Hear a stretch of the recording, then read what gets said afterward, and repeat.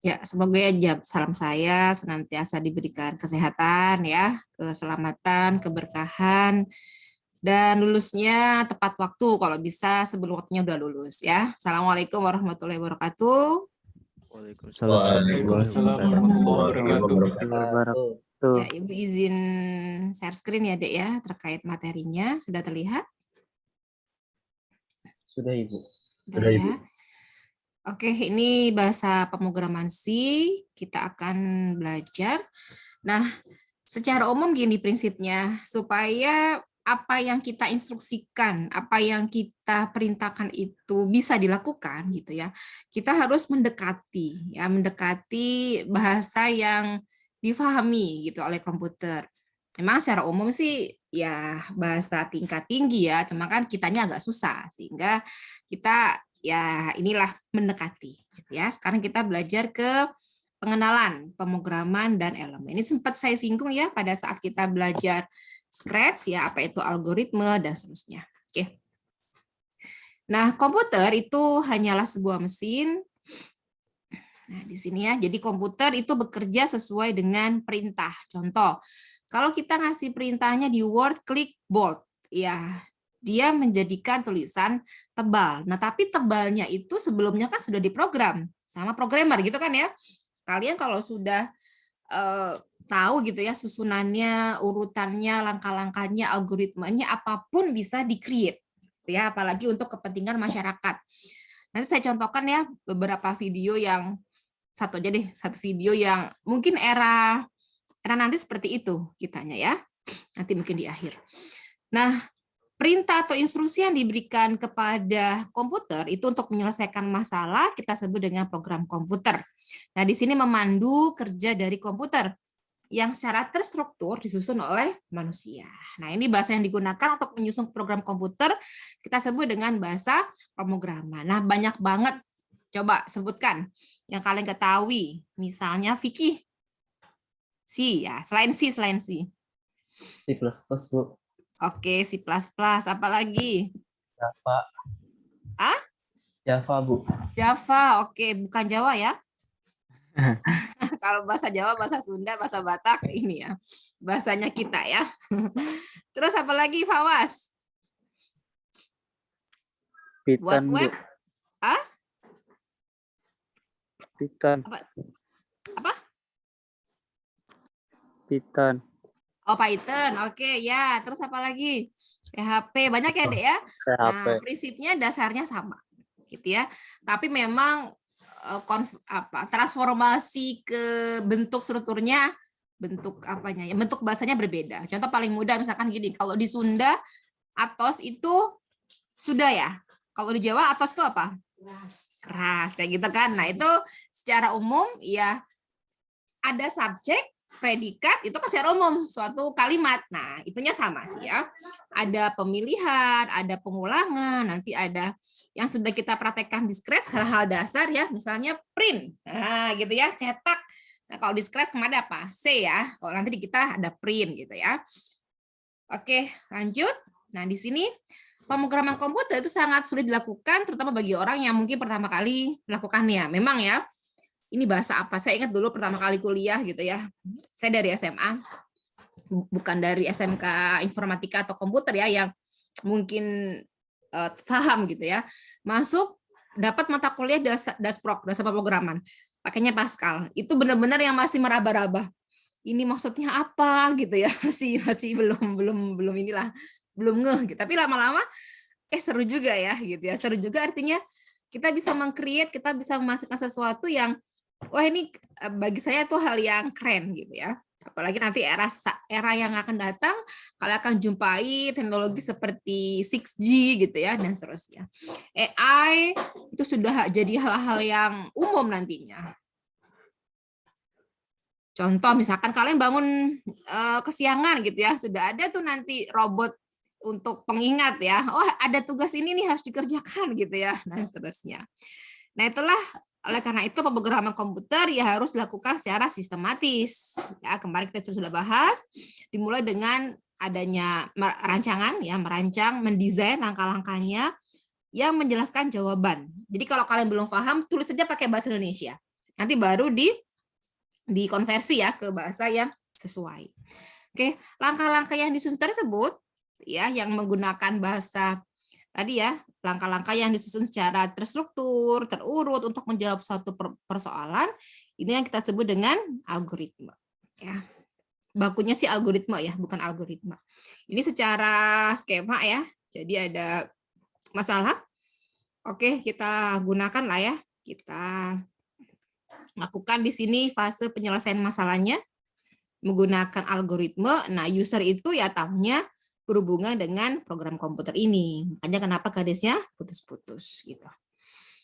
Dan dia bisa untuk memprediksi deh. Misalnya, jadi meramalkan itu bukan pakai paranormal ya, tapi kita based on data. Misalnya, bagaimana kita meramalkan misalnya ya pola menu seseorang gitu ya, menu buka puasa yang diminati. Nah itu bisa pakai ini ya, pakai AI ya, pakai artificial intelligence. Atau bagaimana kita mengetahui misalnya pola kecenderungan siswa untuk memasuki perkuliahan. Nah, seperti itu. Bentuk algoritmanya bisa naratif, ya bisa flowchart. Contohnya kayak gini. Kemarin saya contohkan ya, sekilas di Scratch, menjumlahkan 2 buah bilangan bulat.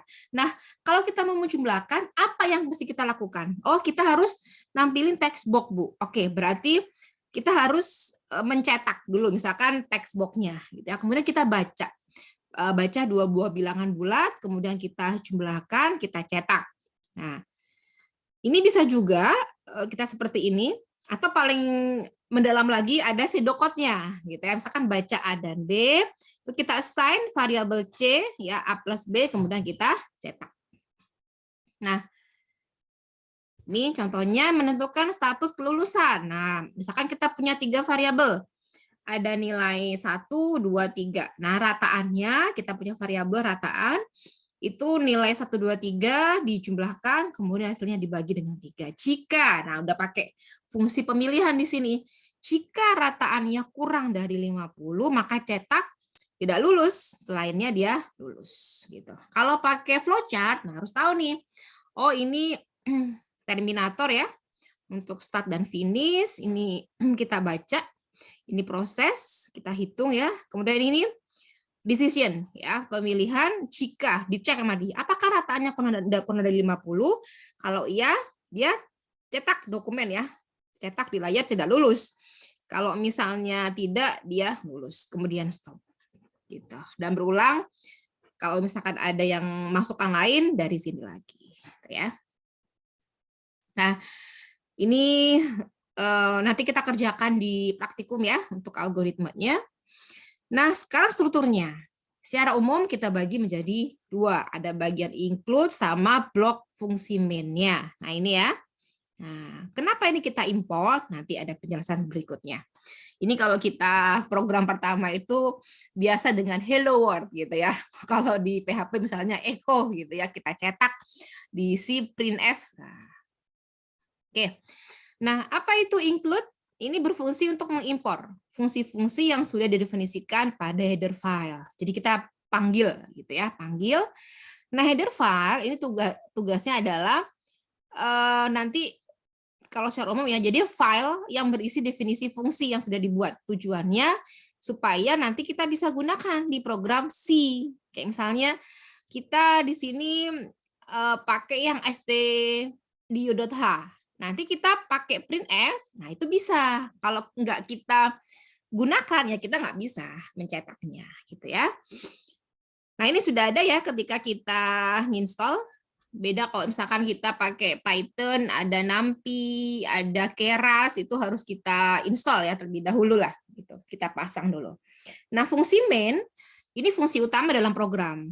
Nah, ini fungsinya akan dieksekusi ya pertama kali saat program dijalankan. Dan dia sifatnya untuk semua yang di sini bahasa C itu dia case sensitif. Jadi kalau kalian buat variabel misalnya variabelnya INF besar semua dengan variabelnya I-nya kecil, N-nya kecil, F-nya kecil itu berbeda diterjemahkannya. Jadi harus hati-hati termasuk titik koma. Makanya kalau nikah sama orang IT pasti diperhatikan lah pasangannya ya, karena titik koma aja diperhatikan kalau dalam pemrograman ya. Bercanda. Oke, Lanjut contoh ya. Ini include stdio.h main. Nah, ini kira-kira ngapain, Dek? Ada yang tahu? Input. Halo. Ngapain ini? Buat input bukan. Kalau printf tadi kan cetak. Kalau scanf apa? Scanf apa? Mau? Ada yang tahu? Ini apa maksudnya? Buat input bukan, Bu? Ya, nampung ya. Jadi kalau misalkan nanti apa istilahnya? Kita simpan, jadi kita tampung dulu gitu ya. Nanti kita assign nya sama dengan 0 selama. Nah, ya while itu akan diulangi ya. Dicek dianya ya. Kayak repeat until, for, while, do while. Nah, itu pengulangan ya, dicek. Nah, apakah C kurang dari N gitu ya. Dia cetak terus hello gitu ya. Nah, ini apa Bu maksudnya? Nanti ya. C plus 1 berarti dia increment ya, nambah. Jadi yang tadinya 0 plus 1 dan seterusnya. Ini N ya. Oke. Nanti ini kita coba aja ya di praktikum ya, lebih enaknya. Nah, statement, apa itu suatu aksi yang dilakukan dengan ekspresi. Ekspresi itu diakhiri dengan titik koma. Membentuk suatu pernyataan. Contohnya, INT nilai. Oh, berarti kita punya variabel namanya nilai, tipenya adalah integer. Integer ada jangkauannya. Jadi minus berapa? Puluhan ribu ya, 45 sekian sampai positif. Nah, kalau misalkan pakai gaji yang jutaan, ya jangan pakai integer. Nanti naik tipe datanya, ya ada di bawah. Nilai sama dengan 4 plus 5, berarti nilai itu nanti kita assign, ya kita assign, kita apa ya? Kita masukin nilai gitu ya. Penjumlahan angka 4 dan 5 gitu ya. Nah, setiap program C mengandung sedikitnya sebuah fungsi, yaitu apa? Main. Ya, program yang tadi dieksekusi pertama adalah main. Nah, untuk fungsi sendiri terdiri dari 4 bagian, yaitu tipe kembali return, nama fungsinya, daftar argumennya, sama bodinya. Ya. Nah, 3 bagian pertama disebut sebagai prototipe fungsi. Dia diletakkan sebelum fungsi main. Nah, ini untuk direktif mirip ya dengan yang tadi sebelumnya. Jadi intinya tadi ya, kita crash include studio ya, kita tuliskan tadi sebagai header di sini file stdio-nya. Untuk variabel sama fungsi, nah ini library ya, yang nanti bisa kita gunakan. Gitu. Nah, program yang memproses direktif tersebut, gitu ya, kita sebut dengan preprocessor direktif. Ini contoh-contohnya. Ya.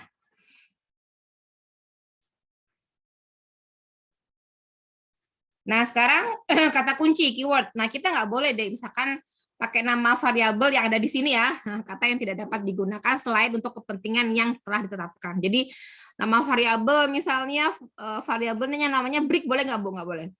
Karena kita bukan orang Inggris, jadi agak aman gitu ya. Jarang kita pakai variabel yang berbahasa Inggris. Nah, sekarang tipe data. Nah, program umumnya itu punya data, dan data selalu memiliki tipe data. Paling mudah kalau di Excel ya, kalian punya misalnya NIM, gitu ya. Kemudian kalian punya kolom usia. Nah, NIM itu kan gabungan huruf sama angka ya. J berapa?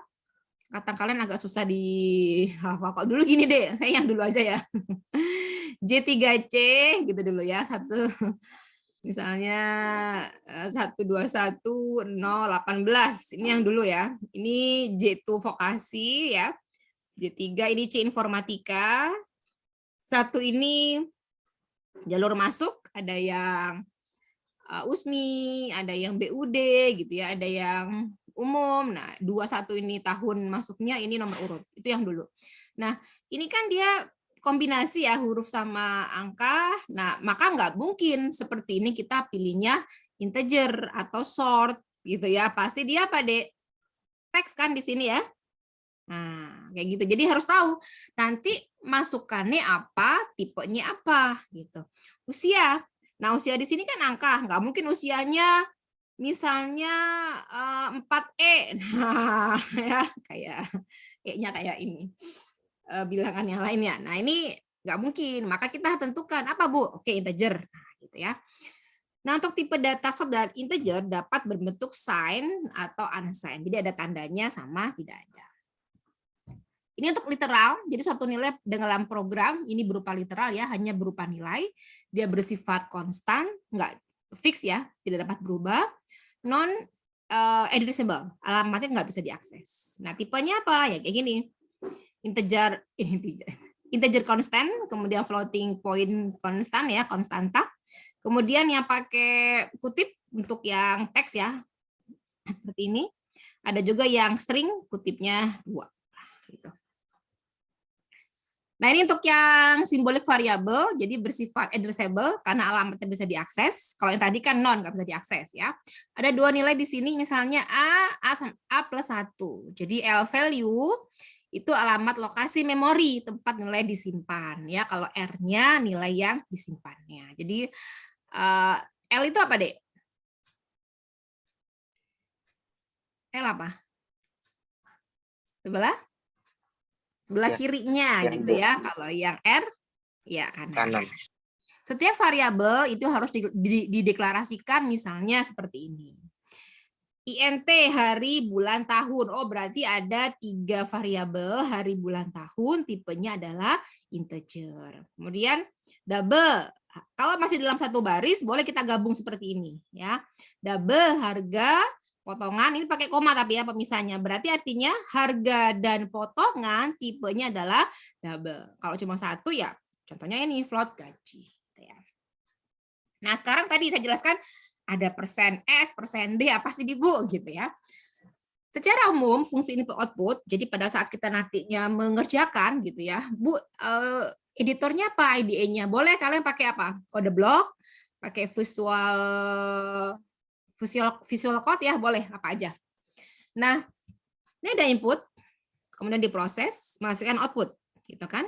Ada hal yang harus kalian perhatikan. Pertama, fungsi printf.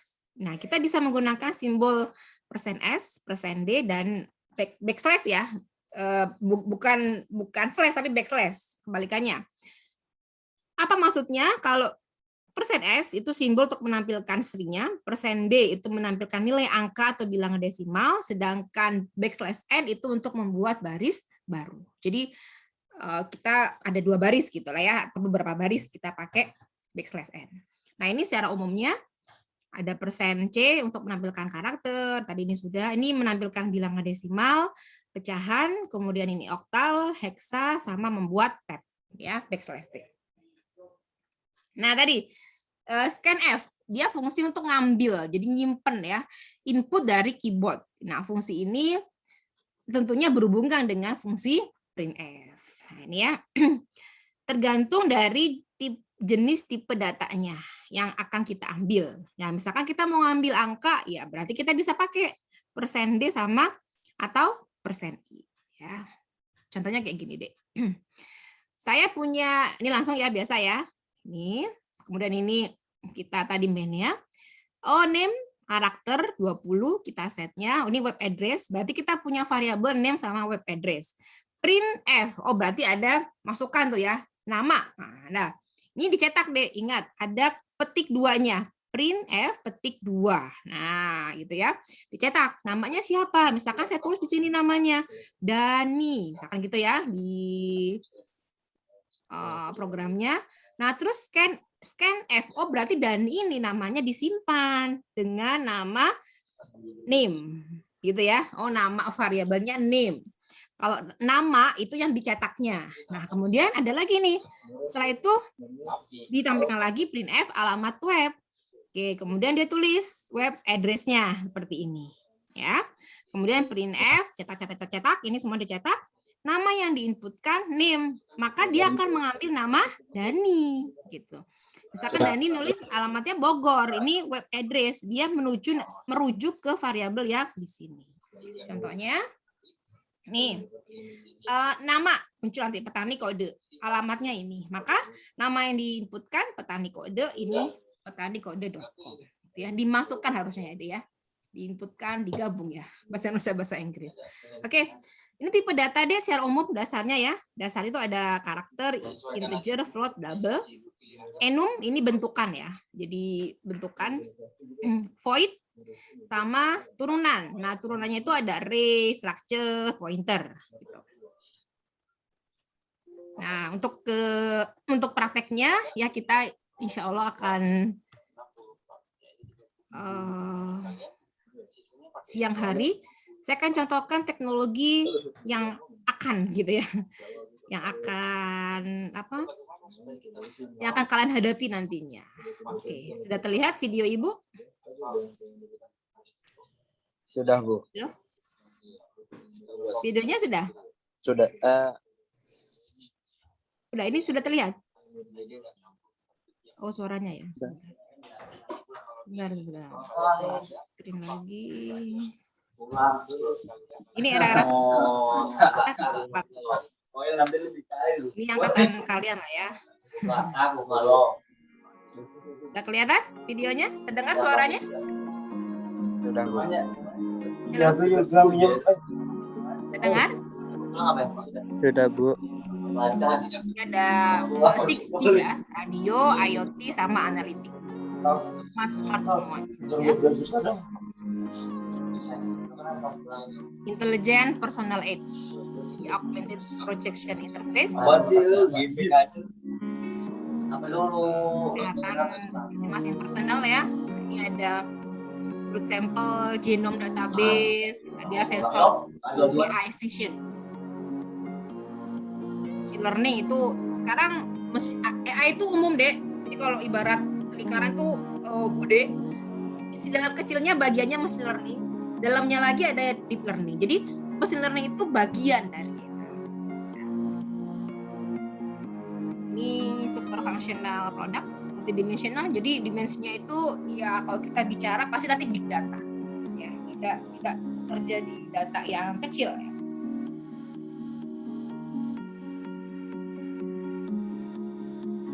Ini smart materials. Ibu percepat ya. Nah, ini mobility as a service ya, keren. Bagaimana mobilnya ya untuk menghindari inilah ya keamanan.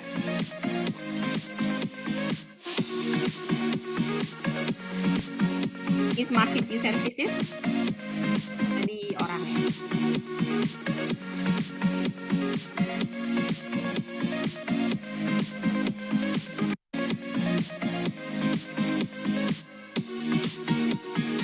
Di personalized services ya.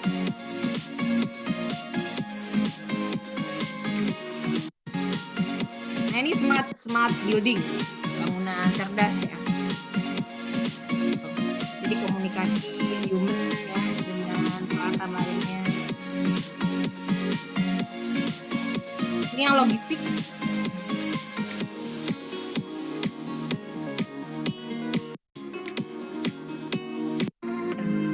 Ya.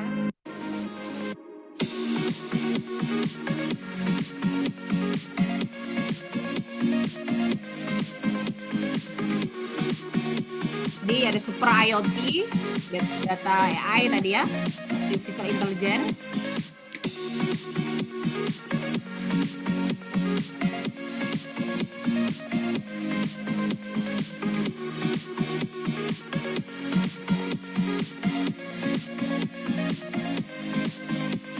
Inilah era-era yang nantinya ya kita hadapi ya, jadi ada smart.